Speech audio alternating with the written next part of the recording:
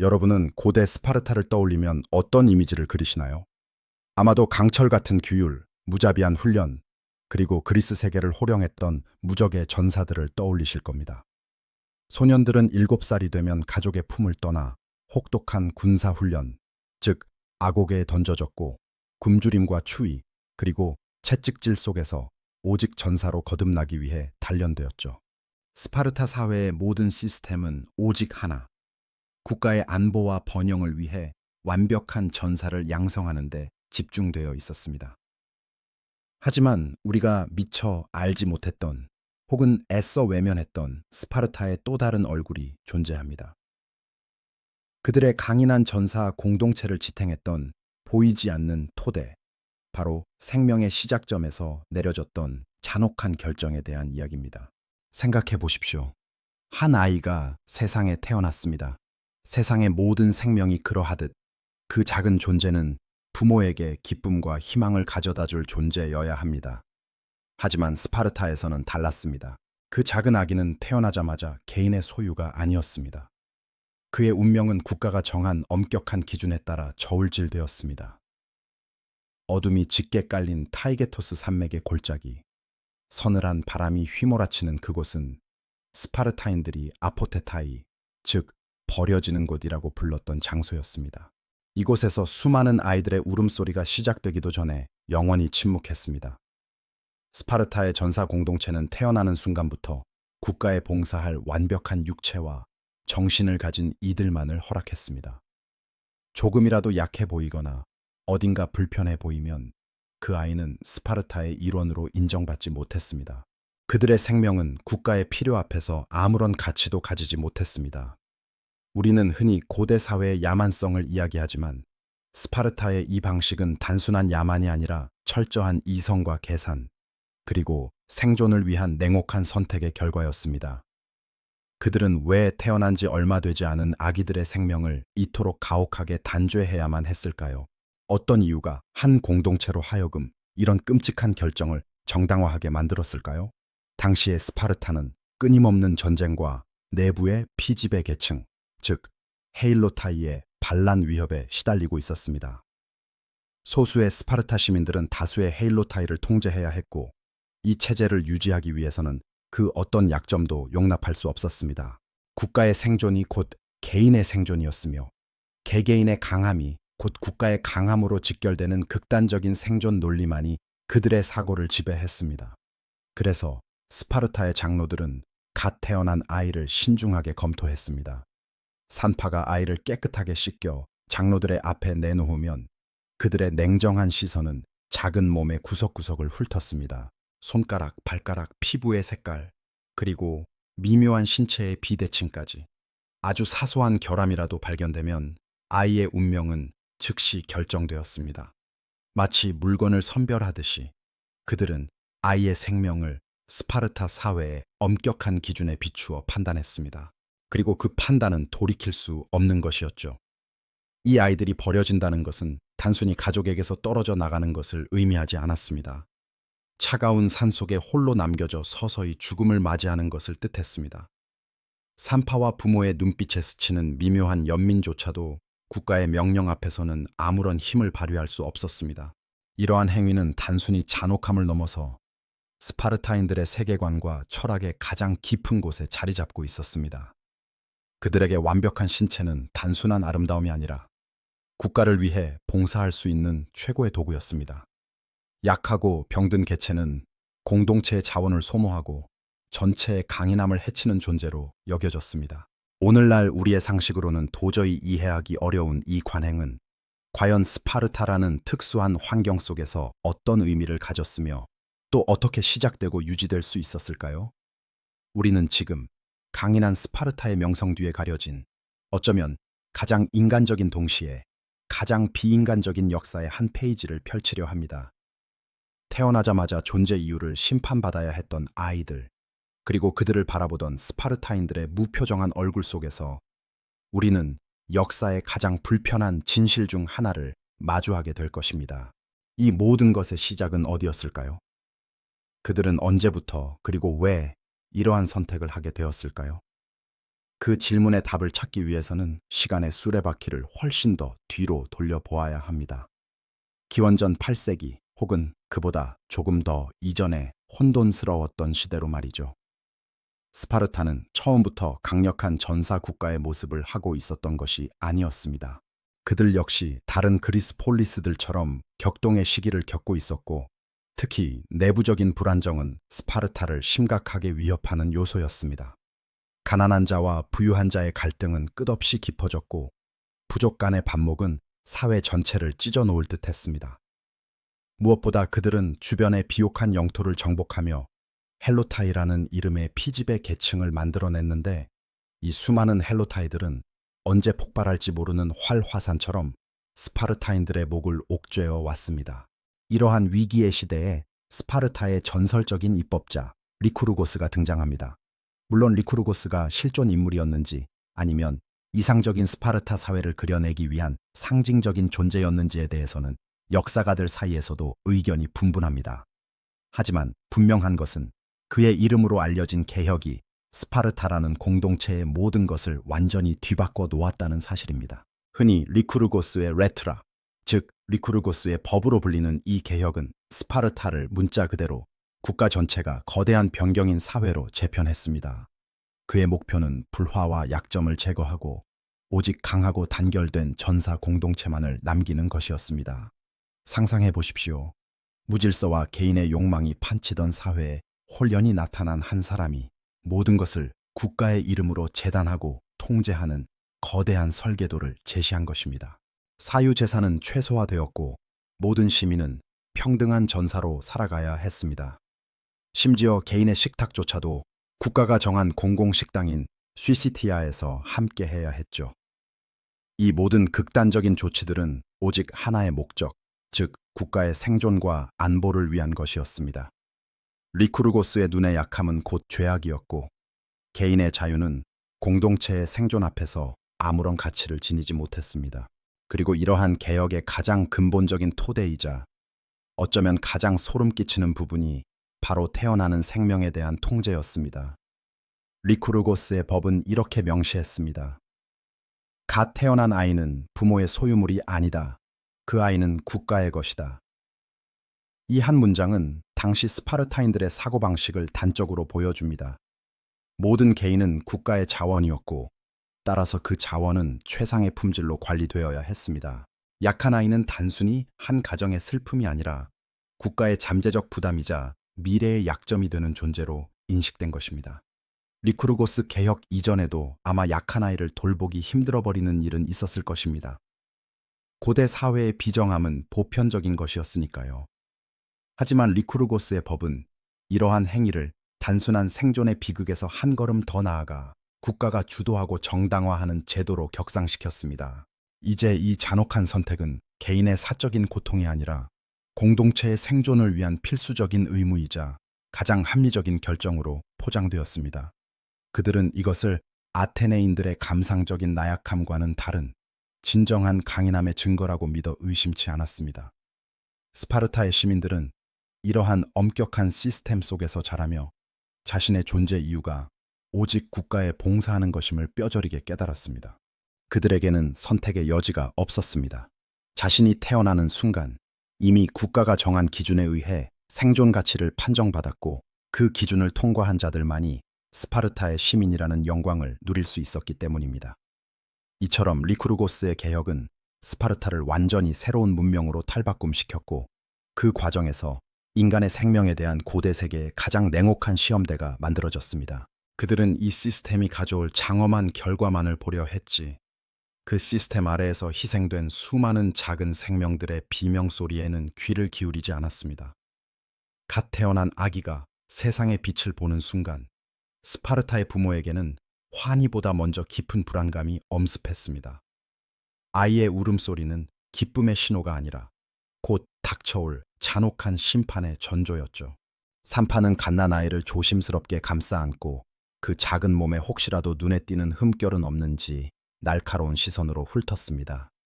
그리고 그 심사의 결과는 곧바로 스파르타의 원로들에게 보고되었습니다.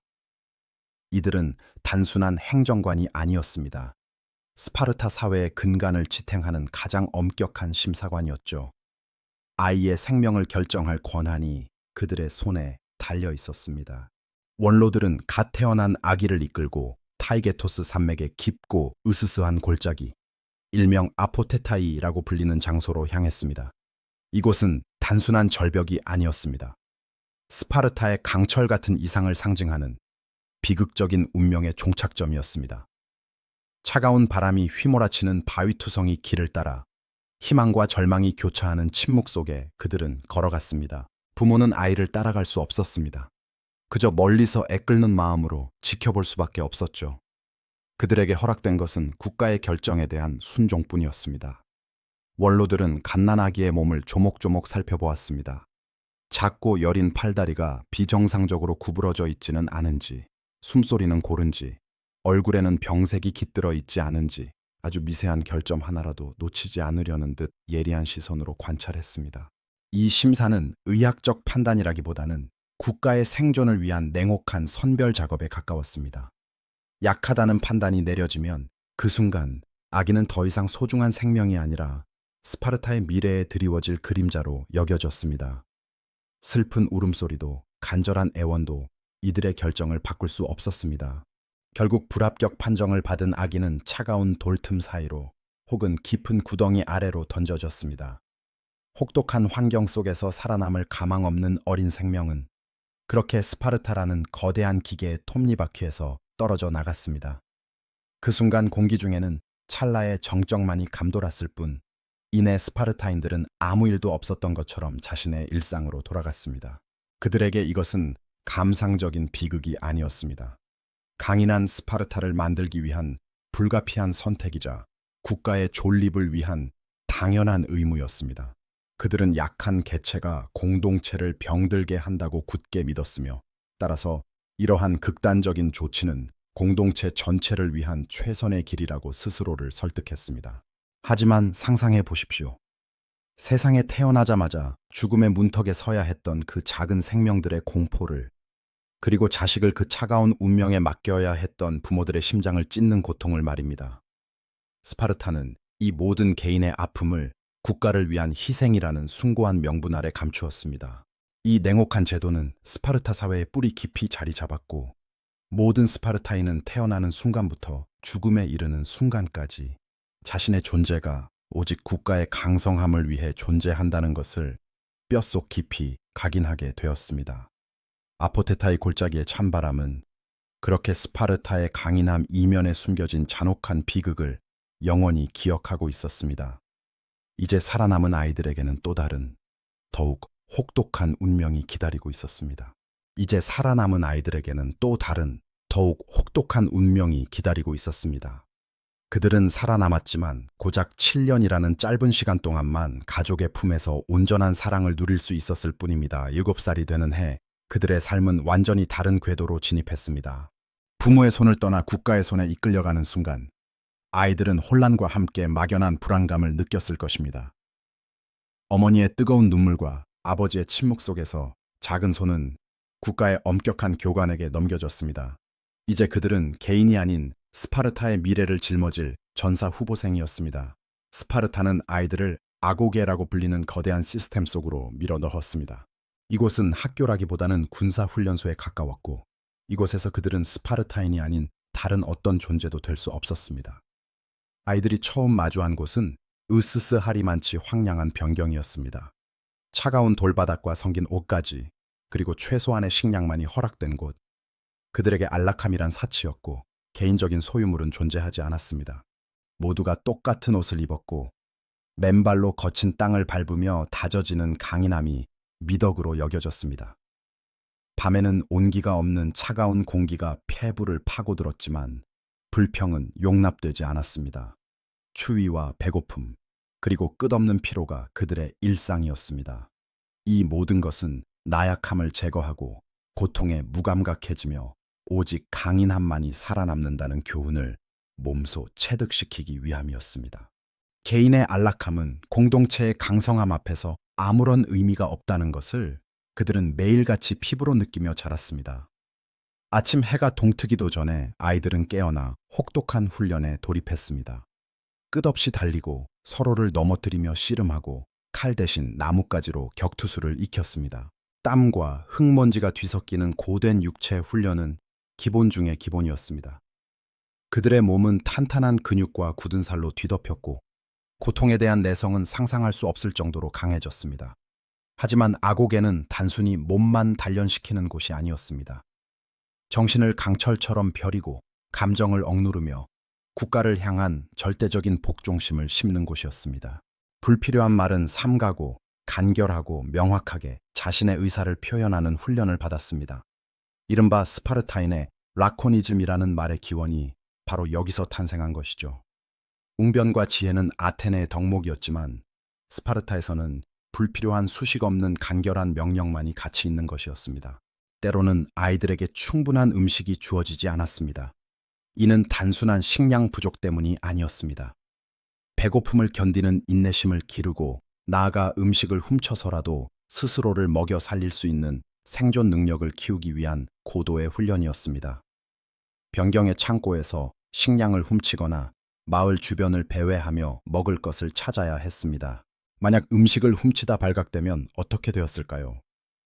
굶주림 때문에 훔쳤다는 사실은 중요하지 않았습니다. 들키지 않고 교묘하게 훔치지 못한 무능함이 가혹한 매질로 이어졌습니다. 채찍질은 고통을 참고 견디는 훈련의 일부였으며 결코 약한 모습을 보여서는 안 된다는 메시지를 뼛속 깊이 각인시켰습니다. 그들에게 중요한 것은 목적 달성의 유능함이었지 도덕적 판단이 아니었습니다. 이 모든 훈련을 감독하는 것은 파이도노모스라고 불리는 엄격한 교관들과 어린 소년들보다 나이가 많은 에이렌이라는 소년 병장이었습니다.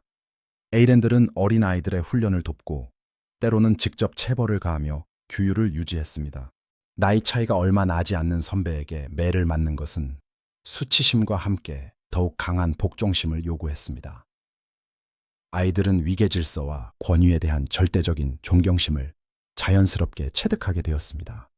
그들에게는 개인적인 생각이나 감정보다 집단의 명령과 목표가 항상 우선시되었습니다. 변경 전체가 거대한 가족이자 동시에 엄격한 군대였고 모든 구성원은 이 거대한 기계의 톱니바퀴로서 완벽하게 기능해야만 했습니다. 아고게는 소년들을 스파르타라는 거대한 공동체의 부품으로 완벽하게 조립하는 과정이었습니다. 그들의 정체성은 스파르타인 그 자체였습니다. 친구나 가족에 대한 정보다는 전우에 대한 끈끈한 유대와 국가에 대한 맹목적인 충성심이 심어졌습니다. 개인의 삶은 오직 국가의 강성함을 위해 존재한다는 사상이 그들의 영혼 깊숙이 새겨졌습니다. 작은 자아는 짓밟히고 오직 강하고 용감하며 훈련된 전사만이 살아남을 수 있다는 철학이 그들을 지배했습니다. 이 혹독한 시스템 속에서 소년들은 스스로를 강철 같은 전사로 단련하며 스파르타라는 국가의 거대한 운명을 짊어질 준비를 했습니다. 그들의 눈빛에는 더 이상 유약함이 없었고 오직 강인함과 냉철한 결의만이 서려 있었습니다. 그렇게 그들은 갓난아기 시절의 심판을 통과하고 이제는 진정한 스파르타인으로 거듭나는 기나긴 여정의 첫 발을 내디뎠습니다. 시간이 흐르고 흘러 그 작은 소년들은 이제 훌쩍 자라나 12살이 넘는 청년의 티를 내기 시작했습니다. 그들의 몸은 더 이상 유약한 아이의 것이 아니었습니다. 단단한 근육과 굳은 살, 그리고 무수한 상흔이 새겨져 마치 살아있는 조각상처럼 보였습니다. 그들의 눈빛은 더욱 깊고 날카로워졌으며 내면에 자리 잡은 강철 같은 의지가 어떤 어려움에도 흔들리지 않을 것임을 말해주고 있었습니다. 아고게는 더욱 심화된 단계로 접어들었습니다. 이제는 단순히 개인의 강인함을 넘어 집단으로서의 완벽한 조화를 요구하는 훈련이 시작된 것입니다.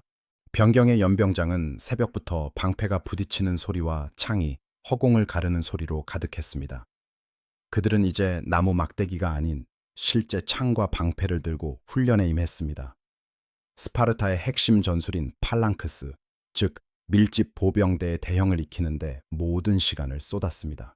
옆 사람과 한치의 오차도 없이 방패를 맞대고 창을 나란히 세우며 한 몸처럼 움직이는 법을 배웠습니다. 느슨함은 곧 죽음으로 이어지는 치명적인 약점이었습니다. 작은 실수 하나가 전체 전열을 무너뜨릴 수 있다는 것을 끊임없는 반복 훈련을 통해 뼈저리게 깨달았습니다. 대열을 맞추기 위해 수없이 구르며 팔과 다리에 멍이 들고 살이 찢겨 나갔지만 고통은 더 이상 그들에게 두려움이 아니었습니다. 오히려 고통 속에서 더욱 단단해지는 자신을 느끼며 묘한 쾌감마저 느끼는 지경에 이르렀습니다. 이 시기 그들은 에이렌이라 불리는 소년 병장이 되어 이제는 어린 후배들을 직접 가르치고 감독하는 역할을 맡게 됩니다. 하지만 에이렌의 지위는 단순히 교관에 그치지 않았습니다. 이들은 스스로도 여전히 아고게의 엄격한 규율 아래 있었고 오히려 더 높은 수준의 도덕적, 군사적 기량을 요구받았습니다. 어린 소년들의 훈련을 지도하는 동시에 자신들만의 은밀한 회합을 갖고 밤에는 변경 밖으로 몰래 나가 야간 정찰이나 약탈 훈련에 참여하기도 했습니다. 스파르타의 질서 유지를 위한 은밀한 임무를 수행하며 도시 주변의 지형을 익히고 잠재적 위험 요소를 감시하는 법을 익힌 것입니다. 이들에게는 나약함이나 동정심이 허락되지 않았습니다. 오직 국가의 안녕과 스파르타의 강인함만이 유일한 지표였습니다. 에이렌들에게는 또한 중요한 임무가 주어졌는데 그것은 바로 암흑의 시험이라 불리는 비밀스러운 통과 의례였습니다. 이는 스파르타 시민이 되기 위한 마지막 단계이자 가장 잔혹하고 은밀한 시험이었습니다. 이들은 밤의 장막 아래 마치 유령처럼 변경을 빠져나와 아무도 모르게 거리를 헤매는 훈련을 받았습니다. 무장하지 않은 채 오직 단검 하나와 최소한의 식량만을 가지고 떠나는 외로운 여정이었습니다. 이 시험의 진정한 목적은 국가에 대한 절대적인 충성과 냉혹한 판단력을 극한까지 끌어올리는 데 있었습니다. 그들은 그림자 속에서 며칠 밤낮을 숨어 지내며 가장 은밀하고 위험한 목표를 찾아내야 했습니다. 암흑의 시험의 가장 충격적인 부분은 바로 크립테야였습니다. 이는 스파르타의 기묘하고도 잔혹한 비밀 경찰 활동이자 동시에 성인으로의 통과 의례였습니다. 선발된 에이렌들은 농노인 헤일로트들이 거주하는 지역으로 파견되었습니다. 그들은 낮에는 숨어 지내고 밤이 되면 은밀하게 활동하며 헤일로트들을 감시했습니다. 그리고 만약 헤일로트들 중에 반란의 기미를 보이거나 너무 강인해 보여 미래의 위협이 될 수 있다고 판단되는 자가 있다면 그들을 망설임 없이 제거해야만 했습니다. 이 임무는 스파르타 내부에 잠재된 가장 큰 위협, 즉 수많은 헤일로트들의 반란 가능성을 억제하기 위한 것이었습니다. 어둠 속에서 홀로 움직이며 타인의 목숨을 앗아가는 행위는 어린 청년들의 영혼에 깊은 흔적을 남겼을 것입니다. 하지만 그들에게는 양심의 가책이나 도덕적 번뇌를 느낄 여유가 없었습니다. 그들의 머릿속에는 오직 스파르타의 안전과 자신의 임무 완수만이 존재했습니다. 들키지 않고 임무를 수행하는 것이 중요했으며 만약 발각된다면 가혹한 처벌이 기다리고 있었습니다. 스파르타는 이 암흑의 시험을 통해 젊은이들이 극한의 상황에서 냉철함을 유지하고 감정에 휩쓸리지 않으며 오직 국가의 명령에 절대적으로 복종하는 전사로 거듭나도록 만들었습니다. 이 잔혹한 시험을 통과한 자만이 진정한 스파르타인으로서의 자격을 얻게 되었습니다. 그들은 더 이상 단순한 소년이 아니었습니다. 살육의 경험을 통해 죽음의 공포를 극복하고 인간적인 감정을 억누르며 스파르타라는 거대한 공동체에 살아있는 무기로 단련된 존재들이었습니다.